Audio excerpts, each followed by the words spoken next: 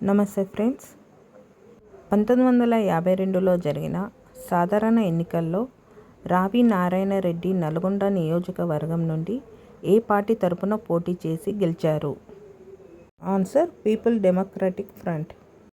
వివరణ: ఆ కాలంలో కమ్యూనిస్ట్ పార్టీపై ఉన్న ఆంక్షల కారణంగా communist people democratic front banner కింద పోటీ చేశారు. ఈ ఎన్నికల్లో రావి నారాయణ రెడ్డి జవహర్లాల్ నెహ్రూ కంటే ఎక్కువ మెజార్టీ ఓట్లు సాధించి చరిత్ర సృష్టించారు. సాయుధ పోరాట వీరులకు గెరిల్లా యుద్ధం తంత్రంపై శిక్షణ ఇచ్చినవారు ఎవరు? ఆన్సర్: రావి నారాయణ రెడ్డి. వివరణ: తెలంగాణ సాయుధ పోరాటంలో ముఖ్య నాయకుడైన రావి నారాయణ రెడ్డి నాయకత్వంలో కమ్యూనిస్టు పార్టీ స్వచ్ఛంద గెరిల్లా దళాలను ఏర్పాటు చేసి రజాకార్లు మరియు నవాబు దళాలపై పోరాడటానికి శిక్షణ ఇచ్చింది.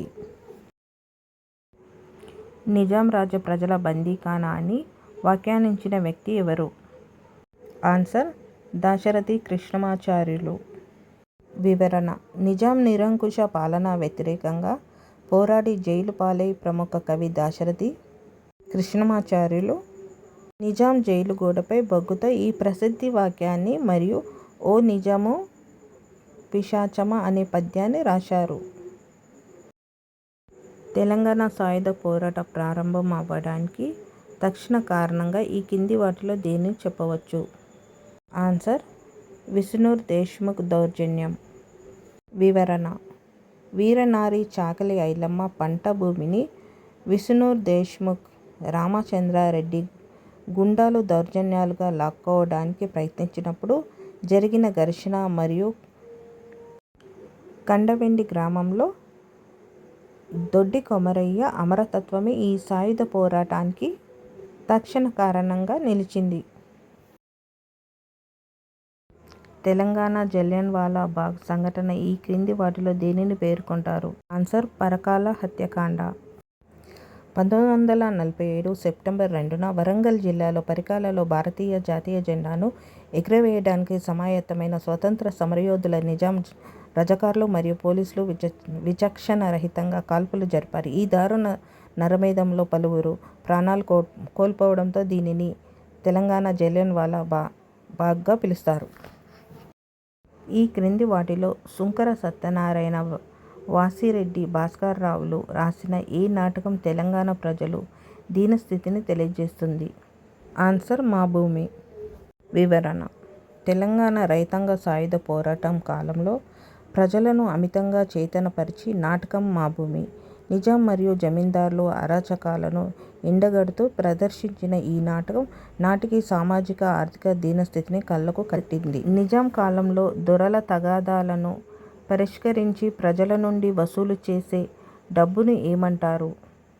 ఆన్సర్: దండు.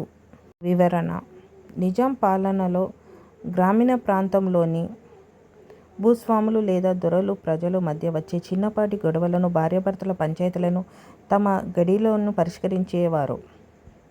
ఆ సమయంలో తప్పు ఎవరిదైనా సరే ఇరు వర్గాల నుండి లేదా తప్పు చేసిన వారి నుండి భారీగా వసూలు చేసి జరిమానా డబ్బులు దండుగ అని పిలిచేవారు.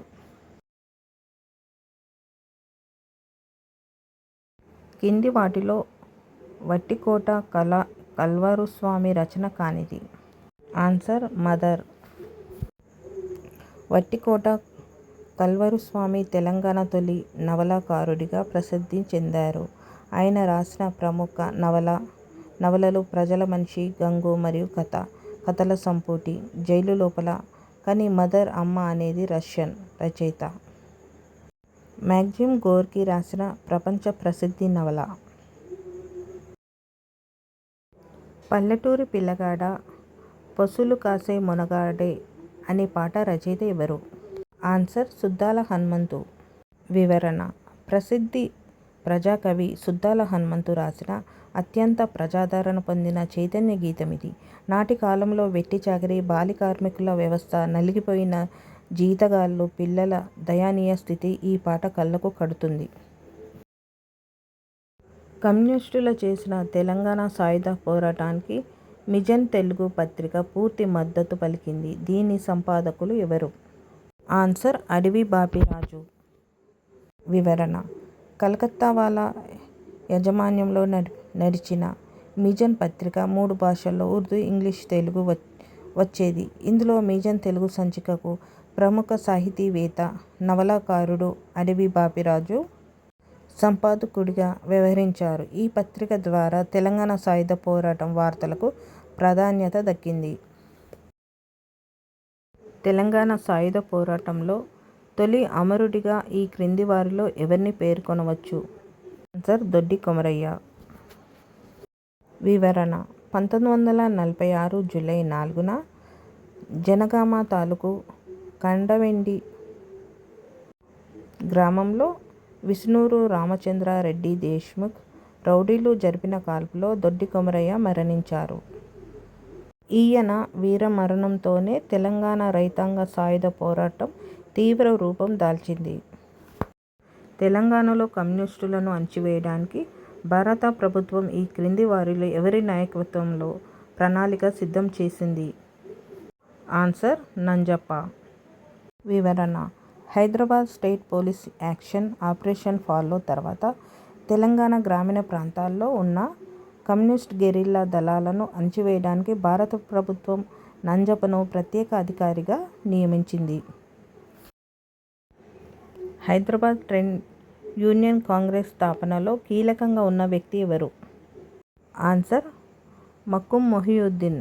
వివరణ: 1946లో All Hyderabad Trade Union Congress స్థాపనలో ప్రముఖ కార్మిక నాయకుడు మరియు విప్లవ కవి అయిన మక్కుం మొహియుద్దీన్ కీలక పాత్ర పోషించి దీని అధ్యక్షుడిగా కూడా వ్యవహరించాడు. తెలంగాణ సాయుధ పోరాటంలో ప్రజలను ఉర్రూతలూగించిన బండెనక బండి కట్టి అనే పాట రచయిత ఎవరు? ఆన్సర్ యాదగిరి. వివరణ: నల్గొండ జిల్లాకు చెందిన ప్రజాకవి బండి యాదగిరి నైజాం సర్కార్ను మరియు రాపాక ప్రతాప్ రెడ్డి అనే దొర అరాచకాలను నిర్వహిస్తూ బండెనక బండి కట్టి 16 బండ్లు కట్టి ఏ బండ్లో వస్తావు కొడుకో అనే విప్లవాత్మక గీతాన్ని రచించారు. కమ్యూనిస్టులపై ఉన్న నిషేధాన్ని నిజాం ఎప్పుడు ఎత్తివేశాడు? ఆన్సర్ 1948 మే 4న. వివరణ: నిజాం ప్రభుత్వం తన చివరి రోజుల్లో భారతదేశంతో విలీనానికి నిరాకరిస్తూ భారత ప్రభుత్వానికి వ్యతిరేకంగా కమ్యూనిస్టుల మద్దతు కూడగట్టడానికి ప్రయత్నించింది. అందులో భాగంగానే 1948 మేన కమ్యూనిస్టు పార్టీ అంతకుముందు ఉన్న నిషేధాన్ని నిజాం అధికారికంగా ఎత్తివేశాడు. Thanks for watching. నచ్చితే లైక్ చేయండి.